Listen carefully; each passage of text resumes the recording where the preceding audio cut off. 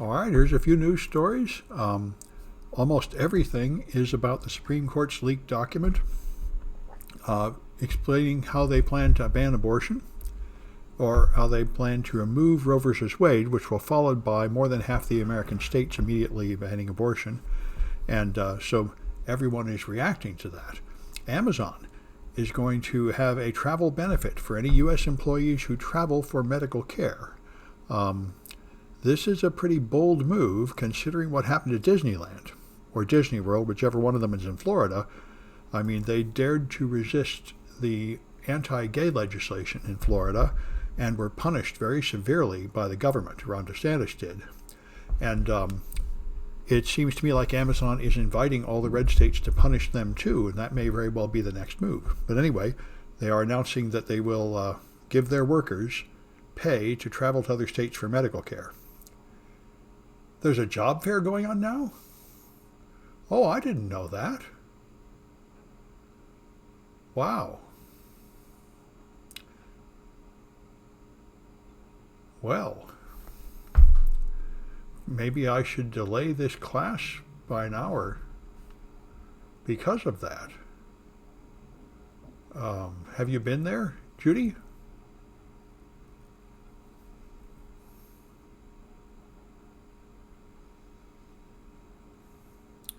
Okay. Well, I think I'm just going to carry on as normal then. Thank you for telling me. I didn't know about it at all, or I would have promoted it if it was something appropriate to CNET. There's a general CCSF career fair, which is not for tech jobs. Maybe that's what this is. I think if it was about CNET, he would have told me. Okay. All right. 5 to 8. Yeah. Okay.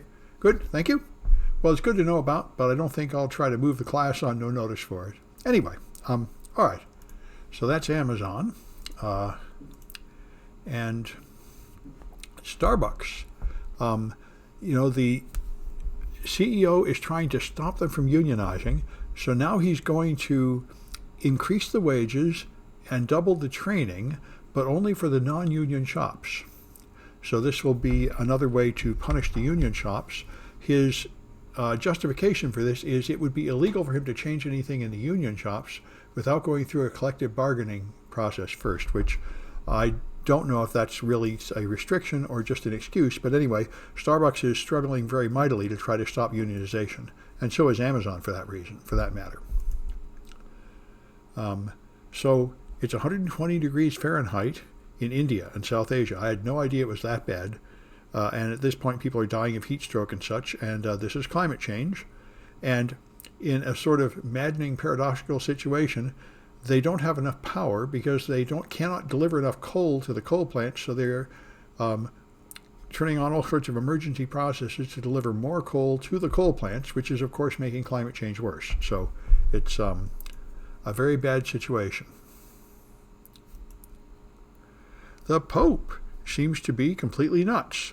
I saw the Pope saying the war in Ukraine was bad, but now he says it's NATO's fault for irritating Putin, and he wants to meet with Putin to end it, and he says that the purpose of the war is to test weapons, which is pretty nuts. It seems to me like the Pope is sort of believing random conspiracy theories. Anyway, he's traveling apparently to Moscow, even though he has not been invited and is apparently not welcome, hoping that he can persuade Putin to stop the war. So we'll see if anything comes of that. It is, it seems like that seems like a very strange analysis of this war to me. And speaking of people that appear to be nuts, this guy climbed the Salesforce Tower in San Francisco, saying he was the pro-life Spiderman. And somehow to celebrate this day, he is climbing up to the top of the Salesforce Tower, where, of course, he gets arrested by the cops because, that's not safe. He could fall down and get hurt or hurt somebody else. But anyway, he's apparently he's not too serious a crime, 2 misdemeanors. The pro-life Spider-Man, so there you go. This seems to me like a creative action. An anarchist collection has shared instructions to manufacture your do-it-yourself abortion pills, which are apparently not quite as good as the official medical ones, but still pretty good. So that seems pretty creative.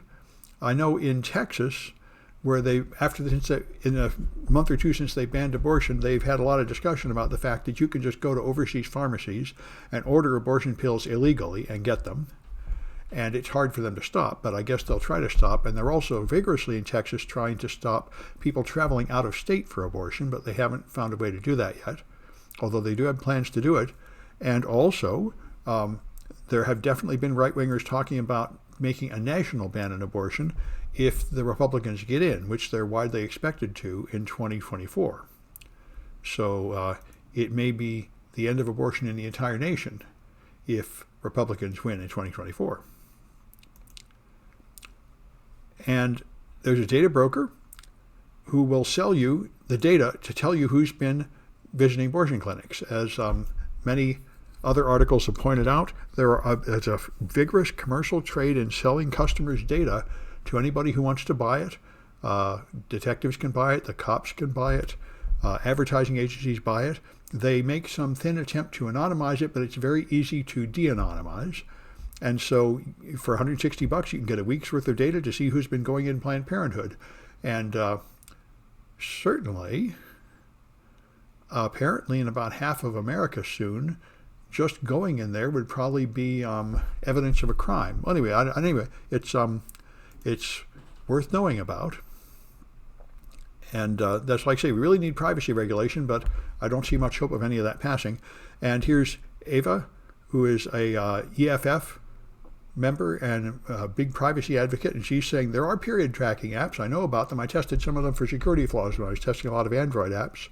And she says you better delete them, because if you're creating data that could be used to prove that you were pregnant and to prove what days you'd miss your period and stuff like that, and be used against you after they outlaw abortion and start punishing women who dare to get one. And here's the National Review editor, who now runs a racist website, VDare, a former National Review editor, has said what I've heard people speculate, saying their next stop is Brown versus Board of Education, which would mean stopping the teaching of evolution in science classes in America. That was Brown versus Board of Education. And other immediate laws that they're targeting are gay marriage, interracial marriage, and almost all women's rights. Anyway,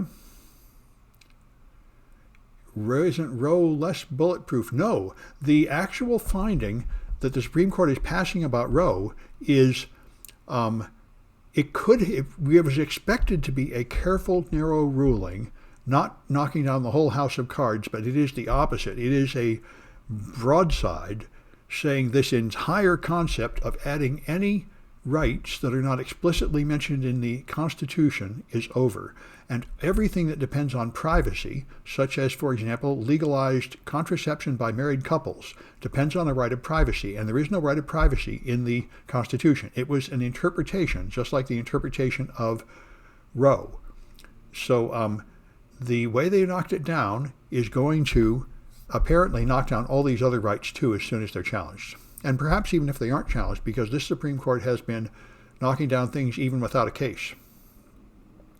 It is a rampaging right-wing court, pushing right-wing values with